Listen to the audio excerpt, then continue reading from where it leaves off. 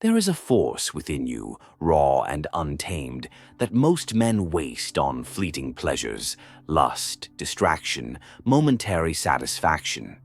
But the truly great, the rulers and conquerors of history, understood something fundamental. Sexual energy is not weakness, it is power. Machiavelli, the supreme strategist of dominance, knew that a man who controls his desires does not merely resist temptation, he weaponizes it. This is not about denial, but domination. Weak men are ruled by their impulses. Strong men bend those impulses to their will. The difference between a king and a slave is not birthright, but discipline. If you wish to rise above the masses, to carve your name into history rather than fade into obscurity, you must learn the art of transformation, turning lust into ambition, desire into strategy, and primal energy into unshakable will. These are not lessons for the timid. They are the secrets of those who command empires, shape destinies, and leave legacies that outlive them. Pay attention. Lesson 1. Sexual energy is the foundation of power. Machiavelli observed that the rulers who lasted, those who were feared, respected, and remembered, were not the ones who drowned in indulgence, but those who mastered their urges and redirected them toward conquest. Sexual energy is the most potent fuel a man possesses, and like fire, it can either warm your halls or burn them to the ground. The weak expend it thoughtlessly, draining themselves of vitality and purpose. The strong conserve it, letting it build until it becomes an unstoppable force. History's greatest men, Caesar, Napoleon, even modern titans of industry, did not rise by chance. They rose because they understood that energy wasted on empty pleasure is energy stolen from greatness. Your body does not distinguish between the drive for sex and the drive for power. It is the same force. The question is not whether you feel desire, but what you do with it. Will you let it control you, or will you wield it like a blade? Lesson 2. The danger of uncontrolled desire. A ruler who cannot govern himself will never govern others. Machiavelli warned that the fastest path to ruin is allowing passion to override judgment. Look at the fallen kings, the disgraced leaders, the men who had everything and lost it all. They were not undone by enemies, but by their own appetites. Lust, when left unchecked, clouds the mind, weakens resolve, and makes a man predictable. And predictability is death in the game of power. Your enemies will exploit your weaknesses if you do not master them first.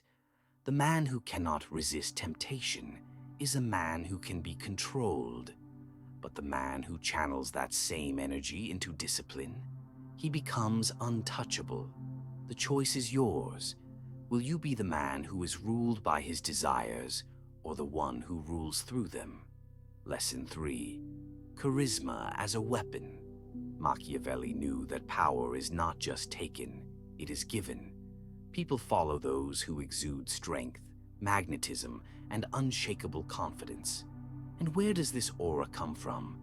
Controlled energy. Sexual energy, when harnessed, does not just fuel ambition, it radiates. It makes others lean in, listen, obey. The greatest leaders in history were not necessarily the smartest or the strongest, but they were the most compelling. They understood that influence is not about brute force, but about presence. You must cultivate this. Every glance, every word, every movement should carry weight. When you stop leaking energy into mindless pleasure, you become a storm contained. People sense it, even if they do not understand it.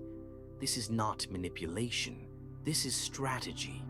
The world belongs to those who can command attention without begging for it. Lesson 4.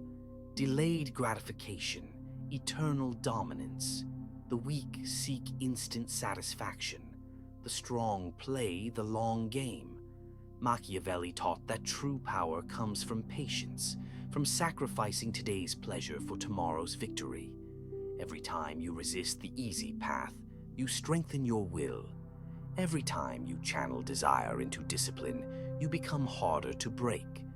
The men who rise to the top are not the ones who indulge every whim, but those who understand that the greatest rewards come to those who wait. This is not about denying yourself joy, but about choosing which joys matter. A night of empty pleasure fades by morning. A year of focused energy can build an empire. The question is simple. Do you want to feel powerful now or be powerful forever? Lesson 5. The Machiavellian art of sacrifice, burning pleasure to fuel power. The common man believes he can have both pleasure and power. This is the lie that keeps him weak. Machiavelli understood what modern fools refuse to accept. Every moment spent chasing empty gratification is stolen from your conquests. The Romans didn't build an empire by indulging. They built it by channeling their rawest energies into discipline and domination. Your sexual energy is the most concentrated form of life force you possess. Waste it on cheap thrills, and you bleed power with every release. But harness it, let it build like a coiled spring, and you become something terrifying to your competition. This is why ancient warriors practiced celibacy before battle, not because sex was evil, but because they understood the strategic advantage of contained fury. The Machiavellian choice is clear. You can be a slave to your impulses like the rabble, or you can sacrifice temporary pleasure for eternal dominance like history's greatest conquerors. The path to power is paved with controlled desire. Every denied impulse is another brick in your empire. Lesson 6. Machiavellian shadow warfare, turning enemies into pawns through sexual politics. Weak men see obstacles. Machiavellian strategists see opportunities disguised as resistance. Throughout history, the most dangerous rulers didn't defeat their enemies. They manipulated them into defeating themselves. Sexual energy, when properly mastered, gives you the cold detachment to play the long game where others react emotionally.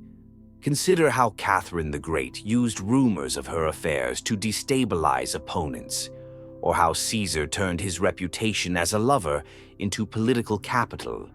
The lesson isn't to seduce. It's to understand that human nature makes others vulnerable to these forces, while you remain untouchable. Your controlled energy becomes a weapon when others are controlled by theirs. The Machiavellian operator studies his rival's desires like battle maps. Where are they weak? What pleasures make them predictable? Then he strikes not at their strengths, but through their hidden addictions. This is why disciplined men rise while the impulsive fall. In the arena of power, the one who controls the game controls the outcome. Lesson 7. The Machiavellian Legacy Principle. Why great men sacrifice today's pleasure for tomorrow's immortality. Machiavelli's most brutal truth. Most men die as they lived, forgotten. The difference between a king and a peasant isn't bloodline, but the willingness to trade temporary satisfaction for eternal remembrance. Alexander didn't weep because he had no more worlds to conquer. He wept because he understood his mortal limits. Your sexual energy is finite currency. Spend it all on momentary pleasure, and you bankrupt your potential. But invest it wisely, channel it into creation and conquest, and you join the ranks of those whose names echo through centuries. The Machiavellian doesn't ask, what feels good now? He asks, what will make me legendary? Every disciplined day adds to your monument. Every controlled impulse carves your name deeper into history. This is the final test. Can you stare into the abyss of your desires and master them, knowing that on the other side waits immortality? The choice is yours, oblivion or empire. This is not philosophy. This is war. The war for your mind, your energy, your future. The weak will dismiss these lessons as harsh, unnecessary. Let them. They were never your competition. The strong will listen. The strong will act. The question is simple. Which are you? If you understand what is at stake, then the path is clear. Master yourself, master your energy, and then conquer everything else. The world belongs to those who take it. Will you?